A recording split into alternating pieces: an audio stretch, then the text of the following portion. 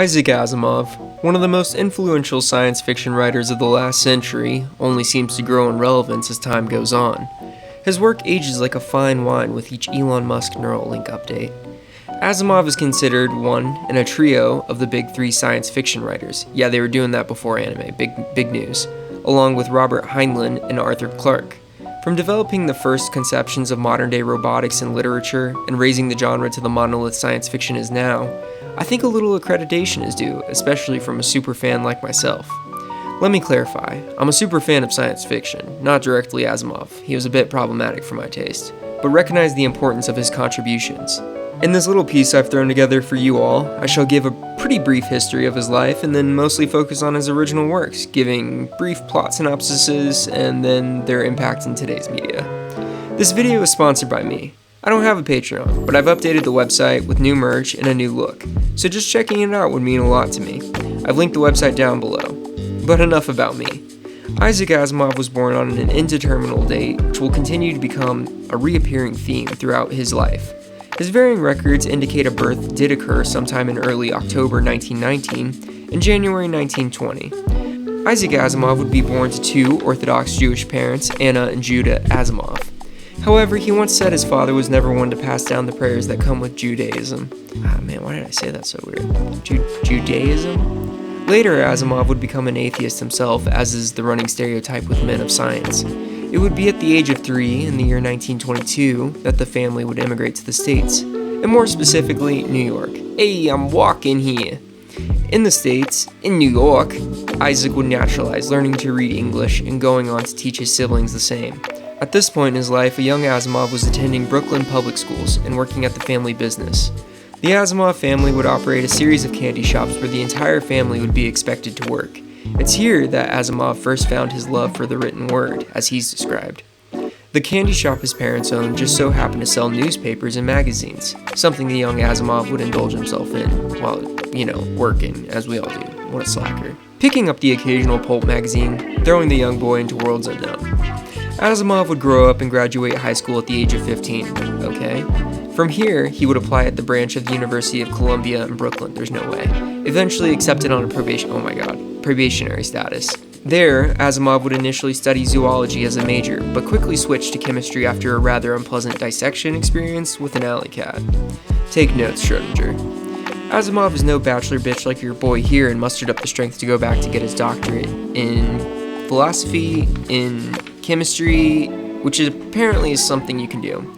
Philosophy and chemistry. Well, no, let's break that down. A doctorate in philosophy and chemistry. That's what Asimov has. That's what Isaac Asimov degree has. Yes. Post-graduation, Asimov would work as a civilian chemist for the Navy before being drafted into the Army, which is like the worst headhunting deal I've ever heard, in 1945. In the Army, Asimov's birth date would be called into question as he was listed as being 27, too old for the draft, and was released from the service with an honorable discharge.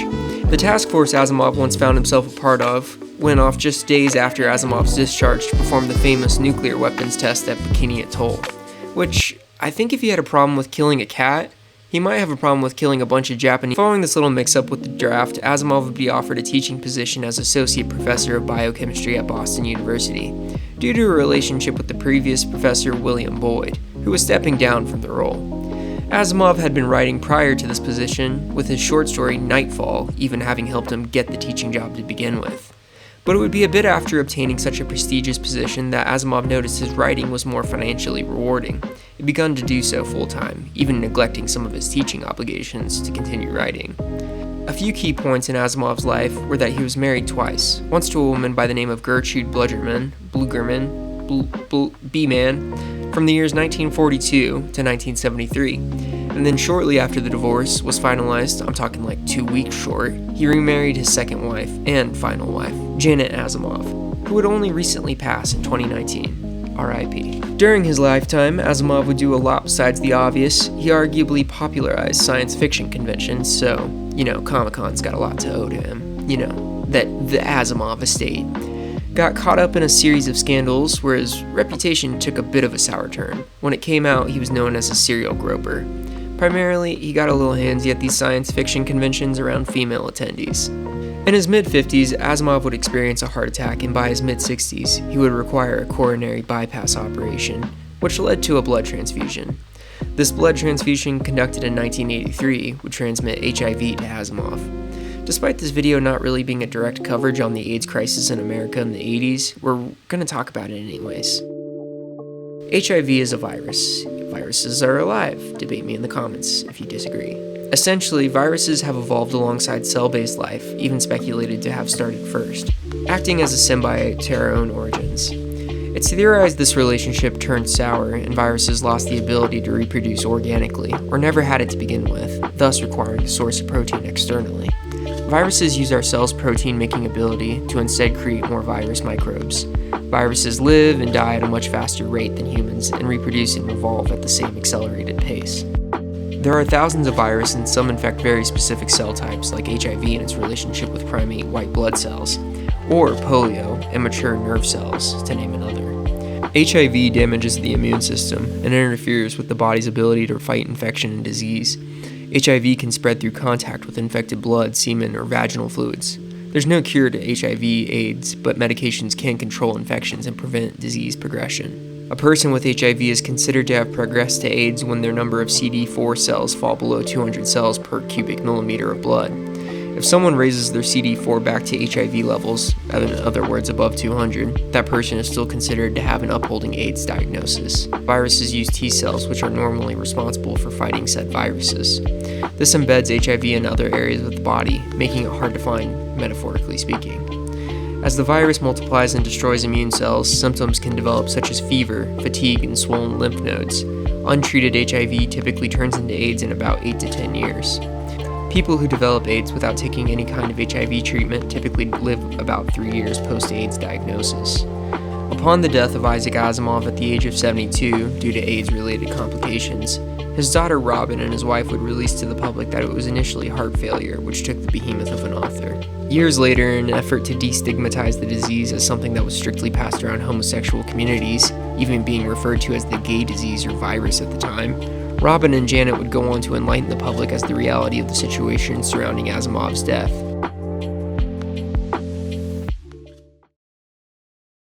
I think at this point it would be appropriate to look into some of his writings, starting with The End of Eternity. Written in 1955, The End of Eternity is set in the far future of humanity, and time travel has been invented for quote-unquote trade between times in order to help humanity prosper during times of hardship. This piece is one that falls into the middle of Asimov's career, often being referred to as an alternate timeline or alternate universe story for his critically acclaimed Foundation series. More importantly, it's a really fun tale about time travel and humanity's nature to possibly do the right thing, even in the face of extinction. Back to the story. They use time travel for trade on the surface. It's what they told the world governments to become a sovereign organization. However, in reality, the group is using time travel to make minor changes that prevent mass human suffering instead. It seems like it's the same principle, but instead of moving apples from ancient Rome to feudal Japan, they're preventing events like the Black Plague by throwing a rat off a boat.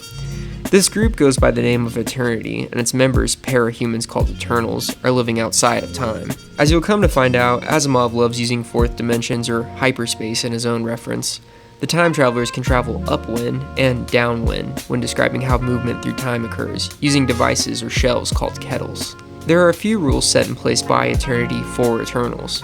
They cannot go before the 27th century as time travel has not been invented, and another thing, travelers cannot go in between the years 7 and 15 million. Additionally, the years beyond this point, the Earth is empty, so there's reasonably no point the Eternals go seeing going there. Harlan, our main character and super nerd for even the Eternals, is a great technician and fanatical about the period of time prior to the invention of time travel. It should be also noted that the effects made by the Eternals only span a short period in time, so if you prevent, let's say, Pearl Harbor, that wouldn't prevent 9/11. You pretty much just prevent Pearl Harbor. Additionally, the changes that are being made by Eternals are small in scale, placing cups here and moving notebooks there. In this story, Harlan, our nerd, falls in love with Noise during an assignment for a reality change. They form a romantic relationship, however, due to the work performed by Harlan, a change will be made revealing mathematically Noise will be erased from history.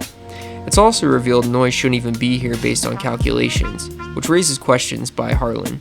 What that means is they ran some calculations of what's supposed to be in the timeline that Harlan's changing, but, she's not supposed to be there. This leads Harlan to hide Noise in an unused part of Eternity, I guess some kind of fourth dimensional spare office space.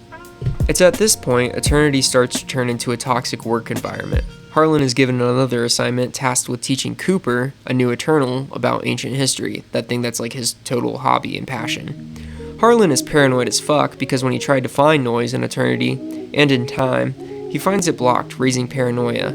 Harlan's boss, Twistle, comes up to check on Cooper's progress because that's really what Eternity's caring about right now, just like strictly Cooper, and says nothing about Noise, which all of Eternity knows about anyways. Harlan loses his goddamn mind somewhere during this conversation and thinks Twistle, an upper management lab worker, is the one responsible for these so-called time blocks, which isn't true entirely. Twistle drops the act after Harlan has a meeting with the top dogs of Eternity, where they say, "Choice job, man, keep it up with Cooper." Twistle says, "Yeah, we know about Noise, but we don't care, and we don't know where she is. But as long as Cooper is chilling, you cannot mess this up.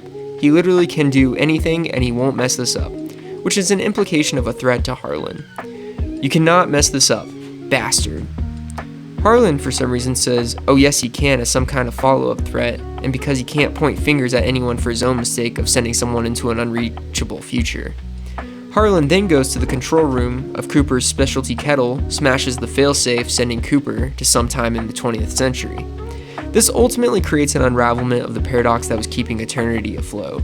It's revealed that Cooper's mission, that guy he was supposed to be training, was to replace / maybe the scientist in the 27th century who invented this whole thing. But the original dies, leaving Cooper a journal, or he creates the journal with his time travel knowledge, and ensures the paradox of Eternity's creation. So this place isn't even supposed to exist, but somehow a glitch in the Matrix, created it, and the people who were created by the glitch in the Matrix are just keeping it going because they don't want to, not exist. In short, yes, meaning Eternity the organization is not supposed to exist, by some means it does, and now they're using time travel to keep whatever is supposed to exist to keep it going in an Ouroboros cycle. Sorry, I have to read from my script, I'm autistic. Harlan uses the specialty kettle by pretty much trapping and forcing Thistle in the control room, making him send Harlan through time, finding the walls for both time directions, future and past, are now removed, with the specialty kettle. He recovers Noise in the years 7 million to 15 million, big window, as she's found in the far future, and goes back with, he takes her back to look for Cooper to save Eternity in the 20th century. Harlan and Noise arrive in the 20th century, trying to get him to the 27th century, specifically the 1930s. It's discovered why Harlan would think Noise was erased from the future timeline, and that's because she wasn't from that time at all, and she wouldn't appear in the calculations anyway.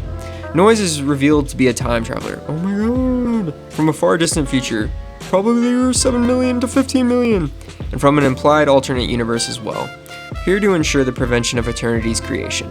Harlan now has Noise under aim of a weapon, like a space gun, but it's not a space gun. He makes a big point about it.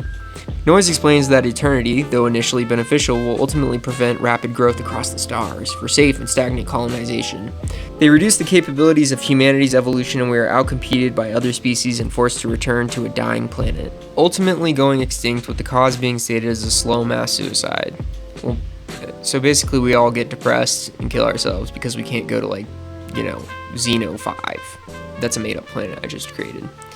Noise wanted to prevent this by giving the current Earth inhabitants the power to create nuclear energy. Dun dun dun! It's 1930s, nuclear energy. He was supposed to go work on a Bikini Atoll. Do you see the connections? This ensures that the Galactic Human Empire future is safe. This mentioned empire is the focus of the Foundation series, a trilogy focusing on humanity's conquest across the stars. Harlan ultimately decides to go with Noise's plan, saving humanity and ending Eternity. Cooper is most likely killed or does not possess the resources to pass along the information to the 27th century. At the end of the book, the kettle disappears, indicating the finality of the action with the closing line, "The end of eternity and the beginning of infinity." That goes pretty hard in my line. I got chills reading that. Okay, I would say I'm not a huge fan of time travel stories, but if I had to pick a good one to show how it's done right, this would be it. I really like this one, but not because of the character, but it feels incredibly original, and using something like a causal paradox to tell a grander story is what time travel stories are all about. I feel as though too many films and media get caught up on the butterfly effect, and if you're looking for a refreshing approach, this may be your next read. In short, if you didn't understand the story, Time Travel Agency is a paradox because Time Travel Agency is supposed to make itself before it exists. which would mean there's no way it existed before it needed to ensure its own existence. Yeah, my script is. I'm trying to get back in the game. Listen, guys, I'm taking a more casual approach. I'm trying to make these fun for myself. Yeah, I don't even know if it's gonna make it long. A time traveler from even farther in the future comes back and manipulates an Eternal to break the cycle that stagnates human growth from reaching its true capabilities. It's like an anime. We move on to our next entry, set more in reality, especially in today's day and age. The next one is called The Bicentennial Man, released in 1976, along with a collection of other writings. There's a Robin Williams movie about it, but I've never seen it, and it sounds like a really long watch. The scene takes place a few decades in the future. A man purchases a Boston Dynamics robot look-alike to help around the house, especially with his child, Little Miss, that's her name. The mother figure is notably absent. The robot demonstrates an expert ability to carve wood, showing this skill by carving the Little Miss a wooden pendant. The Sir of the house, simply referred to as Sir, is sort of blown away in disbelief, and buys the robot, whose name is Andrew, books on woodworking and supplies. Eventually, Sir reports to the Robotics Foundation his amazing woodworking robot, and they just say, hey, we don't know either, we really don't. Sir takes half the profit from selling Andrew's work and puts the other half in a bank account for Andrew. Years pass and Little Miss moves out and gets married and having kids. Andrew replaces his parts to stay updated and stay looking slick. Sir, the master of Andrew, is on his deathbed. I know you guys got really attached to that character. I'm sorry. Or close to. Oh my god, my script. This is when Andrew asks to buy his freedom. However, Sir just gives it to him and then dies, sort of telling him he'll never be real. Oh my god. More years pass and the grown missus has a son technically named Little Andrew who goes by George. George, a lawyer, hangs out with Andrew, who also dresses like a human now. Jorge and Andrew one day walk out for a walk to the library and encounter a group of men. Andrew by himself thinks the better of these guys and goes to ask where the library is, but is attacked by the ne'er-do-wells. George returns and scares them away. On the way to the library to expand Andrew's vocab, Robot Andrew tells George he wants to write a book on robot history. Returning home, George informs his mother, infuriating her. Eventually more time passes, and George has a son. George's son, Pual, or Paul, is also a lawyer and becomes involved in the legal battle this is still going on, the legal battle for Andrew's robot rights. Little Miss shortly dies after the court case and is won by the father, son, and robot trio. This ruling leads US robots to stop making the type of brain that resulted in Andrew, preventing any more incidents. Along the way, Andrew received a new android body to better appear human after threatening US robots with legal action. Eventually, Paul and George both die. He's all alone. Andrew continues researching biorobotics on his own, developing a digestive tract which he ultimately installed into himself. Talk about digestive tract. Basically, he wants to shit. Andrew becomes a well-known inventor and is celebrated greatly on his 150th birthday. Still not happy, the robot approaches the leader of the Science and Technology Committee in a bid to have himself declared human. Why? I don't know. Seems pretty awful being human. The leader tells him it will be a longer and lengthy battle, which won't really matter as you'll come to find out. The case eventually comes down to a deciding factor, Andrew's immortality. He literally wasted his whole family's life because he's immortal and they're not, and he's gonna kill himself right now. This pushes Andrew to have an operation performed where his mechanical brain will decay in the span of 50 years. Sorry, it wasn't that big of a spoiler, it was literally a sentence away. Ending his life in his 200th birthday. Basically, he got bought as a Boston Dynamics robot to, take care of this little girl. He starts carving wood because she asked him to. He gets really good at it. He gets a bank account. Then he uses this little girl's sentimentality around him to use her son and lineage to, fight for him in the US Supreme Court.